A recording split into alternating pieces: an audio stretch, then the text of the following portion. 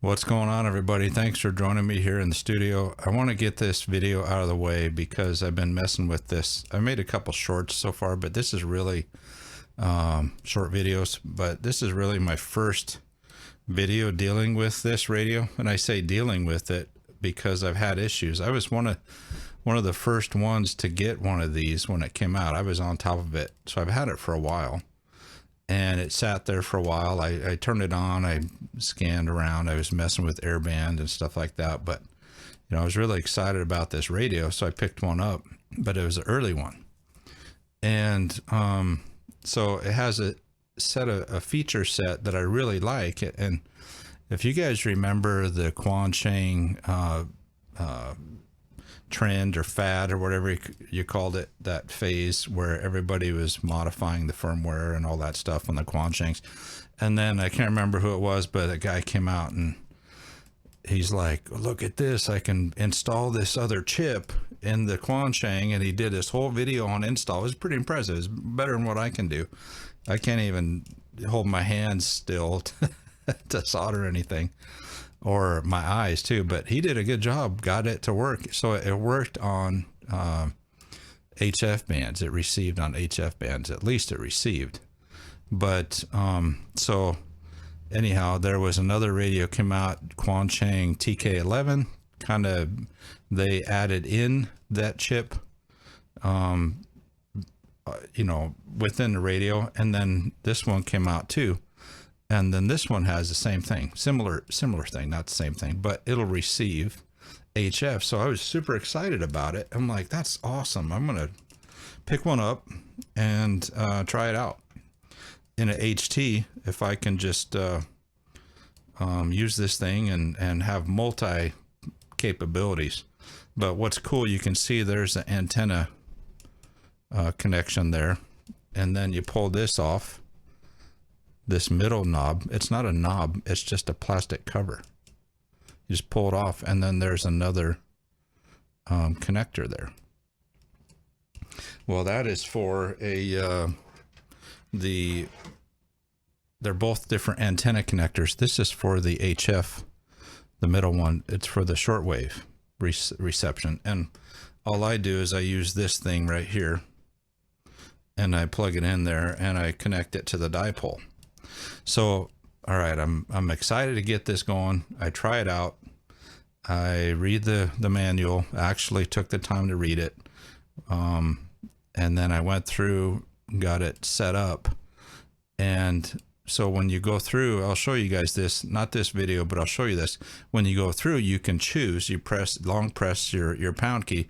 It'll go through different bands. So the band that I wanted was 40 meters and 20 meters. Well, I was getting a signal in the AM mode, but when you can short press the pound key, and then it'll go into switch modes, lower sideband, upper sideband, FM, and then AM. Well, when I kicked it into lower sideband to receive a signal on 40 meters, generally that's where they are, on 40 meters, upper sideband on 20 meters. Well, the signal would just drop out. It would completely, no static, no nothing. I'm like, that's weird. So I racked my brain for 3 days and hours looking up stuff. I'm like, all right, I have to finally give in here. I should have done this in the first place. I should have known, here's a couple of things. I should have known not to buy a radio when that's first released. A lot of times they got bugs, and they use the ham radio world, I think. The Chinese manufacturers, a lot of times, I think they use the ham radio world to do their quality control for them. I think it's true, because they get a lot of complaints and feedbacks, and then they're, chasing their tail afterwards. But anyhow, so that didn't work. So I'm like, all right, I have to get in contact with Radtel support. So, and I'm going to give credit to them because Radtel support was excellent. I mean, it really was. Good job. There's a little bit of a language barrier there. We were emailing back and forth. And so basically I sent them my description of the problem.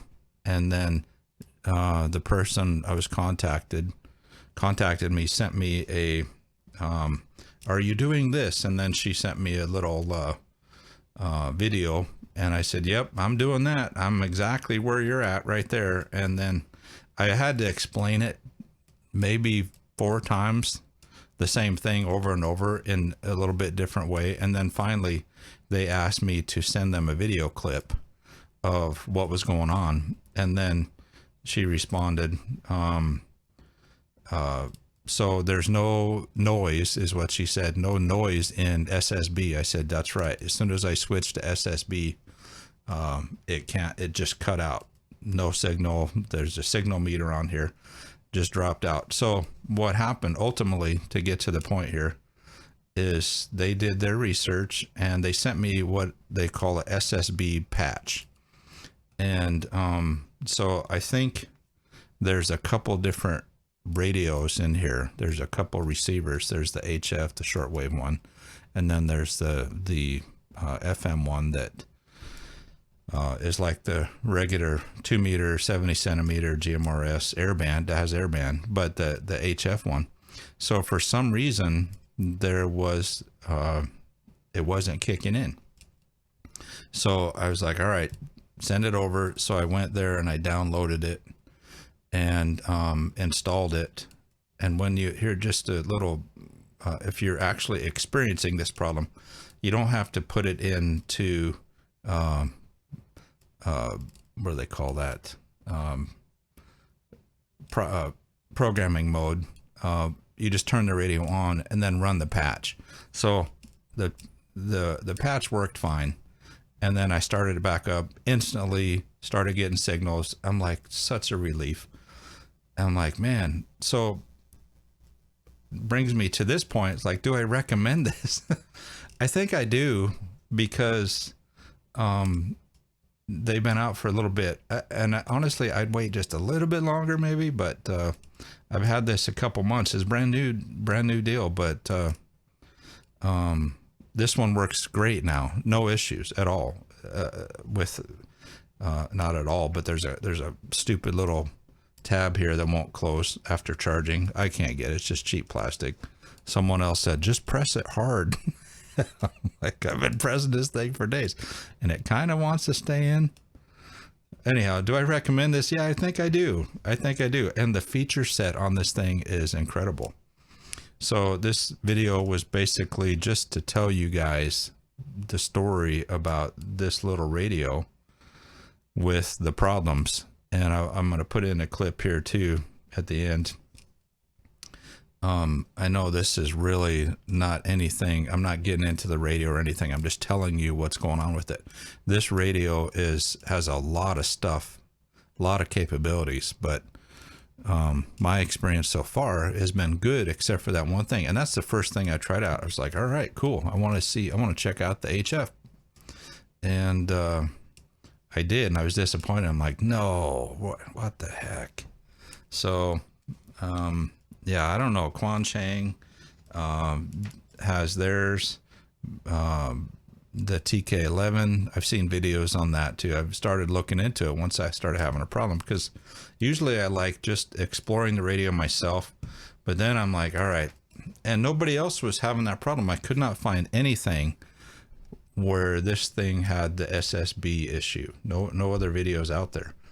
And it took these guys, maybe we had interaction maybe 10 times back and forth, and they figured it out. And otherwise I was just going to send it back and say, let's try this again. But it's working, and lots of videos coming on this thing. It's pretty cool. I'll show you everything that I know about it, how to work it. That's kind of the big thing that a lot of people need help with. You can read the manual and all that stuff, but then you look at the menu, it's just like, this doesn't quite compute for me, but we'll try and do that. So anyhow, just this video, I wanted to get it out. Radtel 880, and that is the issue I had. So if you have an issue with the SSB not working, just go ahead and message Radtel. So I don't have any noise coming through. There's no signal coming through when I switch into SSB mode, if you've gotten that far on this radio. But I'll show you all of that, and I'll give you guys examples down the road here in the next series of videos, because there's a lot to this radio, but it's super cool. It might be one of the coolest radios I've done a video on in a long time. All right, guys, thanks for watching. We'll catch you later. Have a good one. Here is the SSB patch. Radtel emailed me this patch after our diagnosis. I'm going to go through all of that in this video. Yeah, I'm really impressed and surprised, actually. Good job, Radtel, helping working through that. I don't know why it needed the patch in the first place. I tried to update the firmware in this radio, so it has the latest firmware, but it still would not kick into SSB. As soon as it kicked over from AM into SSB, it just shut off. So something to do inside with that certain chip. It wasn't kicking in, engaging. So, but they sent me this SSB patch. Like I said, after the diagnosis, we sent a couple of videos back and forth, lots of chatting, and I'll go through that. And so if you guys have an issue with one of these Radtels, it's not kicking into SSB, they can fix it for you, but just remember this: there's a SSB patch that's could possibly be it if it's not kicking into SSB.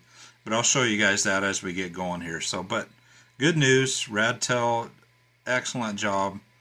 Well done on working through that problem.